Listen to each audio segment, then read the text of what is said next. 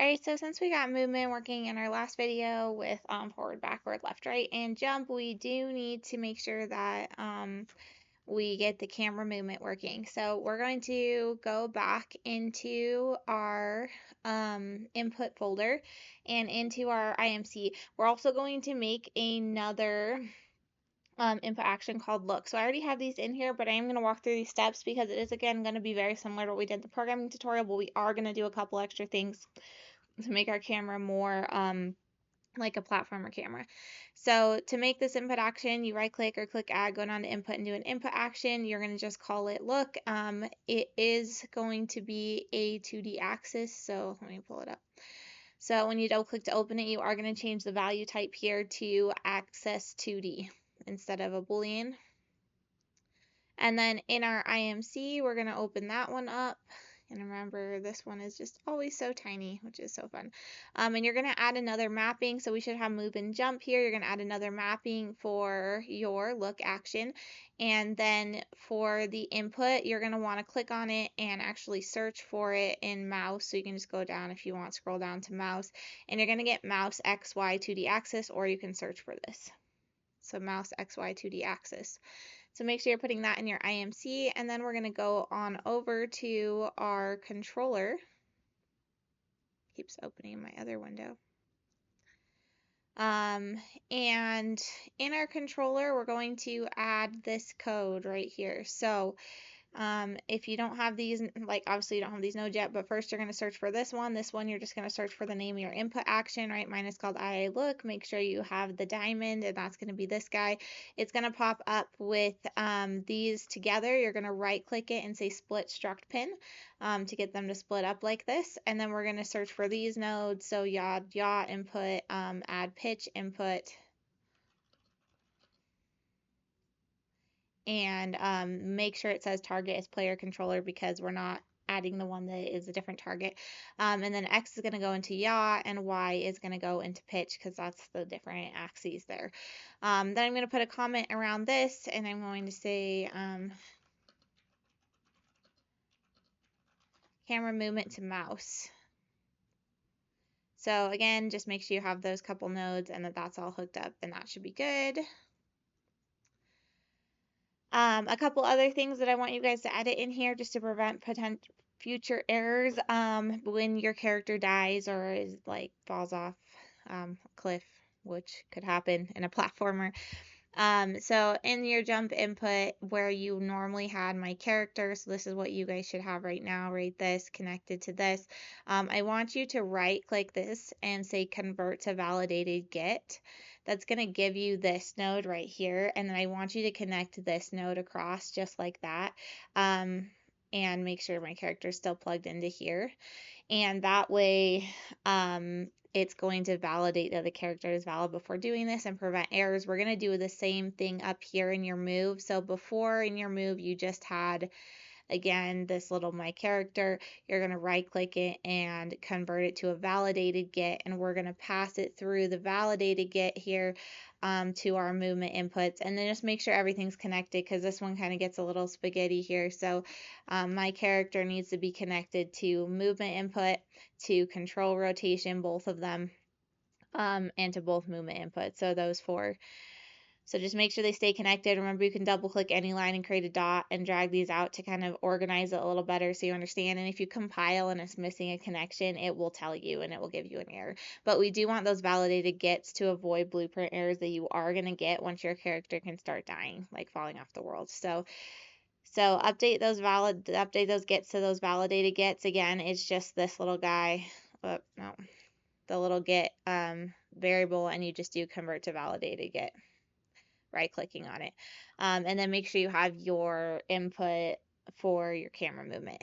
So once you have all of that, there is a couple of things we have to change, so that we have to check in the character so that our camera movement actually works correctly. So if you go into your character, I've been making a bunch of these, but go into your character And I might already have these set on here because I was kind of messing with some settings, but we're just going to double check that these are all set on yours. So you're going to make sure you're clicked to the top in the upper left in your components. In the detail, you're going to search for orient, and you're going to make sure that this box is checked, orient rotation to movement. That means as you move in different directions, your character will rotate in those directions automatically. So make sure that that one is checked. We're going to search for inherit.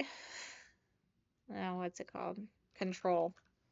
We're going to search for control, and you're going to come down here and it says use controller rotation, pitch on, roll. We're going to make sure all three of those are turned off right now, because those are going to interfere with our platformer camera. So if you already turned them off or we turned them off before, that's great, but just make sure all three of those are unchecked.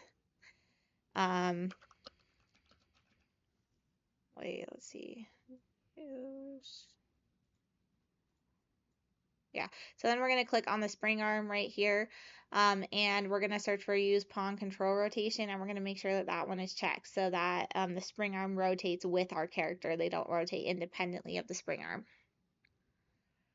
So again, that was orient rotation to movement, which is up in our player over here on the left. Orient rotation to movement, that was controller rotation, pitch on, roll off, and use pawn control rotation on. So make sure that all of those things are checked, and then when we go to our map, you should be able to move your camera around with your movement. You will not have your animations working yet. Mine are on this character, but you will not have them working yet, but you should be able to jump in your like T-posed animation and walk all directions in your T-posed animation with the camera moving. Now your camera probably goes like all the way around, like you can go all the way down under the floor and like all the way up and over, like you can like loop around the character. So there is something that we're going to do to fix that so that you have more of this platformer camera feel where it stops right here, like it just goes up to this like little top down view, and it stops right here and doesn't go under the ground. So in order to make our camera kind of what we call clamped on those 2 points, we are going to create a camera manager. So you are going to go to your content drawer, and you're going to right click and add a new blueprint class, and you're going to go down to all classes and search for camera manager, and you're going to do this player camera manager, and you're going to select that one. I already have it, and so I'm not going to create another one, but that's what you're going to do. So blueprint class, it is a player camera manager, and then select that one. I called mine BP underscore cam manager. Once you have it, you're going to double click to open it, and we're just going to change a variable in here. So not even like any code or anything. So I'm going to just show modified properties so you can see the ones I changed. But really it's just the pitch min and max that you want to worry about. So you can search for pitch min, pitch max, or you can go down to the player camera manager section and find these two values. But you want to change the pitch min. I have mine at -70 and the pitch max at 3. You're welcome to, after you do that, like change it to these values, but then you're welcome to kind of mess with them up and down if you want to have it move a little different, but I feel like this feels pretty good.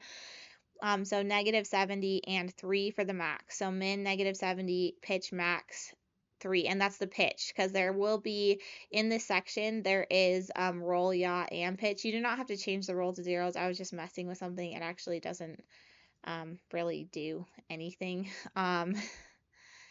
But changing that pitch min and max, so -70 and 3. And then if you play and test out your camera, you shouldn't go higher than like about this point, and you shouldn't go lower than about this point. And again, modifying those values will just have you go a little higher or a little lower. So just kind of like what feels good. You should be able to turn all the way around like this. Also, you can see from the back and from the front, etc. But that way you're not like going up and down and turning in like a massive circle and making everyone seasick. So, and also this is more of what kind of the platformer view looks like. My character is so floaty. There are things that we can do to mess with jump, which I'll talk about a little bit when we finish the animations. I already mentioned it a little bit in the previous video too, but I'll mention some more things that you can mess with, because like jump is really important in a platformer, so like you want to make sure it feels good. So that's kind of a core thing that you want to work out. All right, so now that you set these, oh, actually, you're probably like, oh, she's just talking this whole time and mine isn't working. Yes, yours shouldn't be working yet because you have to actually attach the cam manager to your player controller. So just pretend like the last bit didn't happen and go to your content drawer and go into input or wherever you put your controller, your player controller. You're going to double click to open it. And then in the details, there's this section. It's a player camera manager class. So you can even like search for it. But player camera manager class, and you're going to want to select yours that you just made. So I'm going to select my MVP cam manager. Like if I don't have mine on here, like let's just say I have none, just so you can see the difference, right? I can go all the way under here. It still prevents me, so the basic one prevents me from going too far on the top, but I can like turn my camera all the way underneath, and that's just annoying. But as soon as I put that one back on that has the range, I can now be like constrained to this space. So add it in your player controller as the camera manager class and make sure you have those values in. You can mess with them a little bit if you want to, and then that will constrain your camera to the plane and you should be able to move it around. Right now you should be able to move your camera, move your player in all directions, and move your camera around and jump, and all of that should work even without animations, but it should work, and then we'll get to the animations in the next one.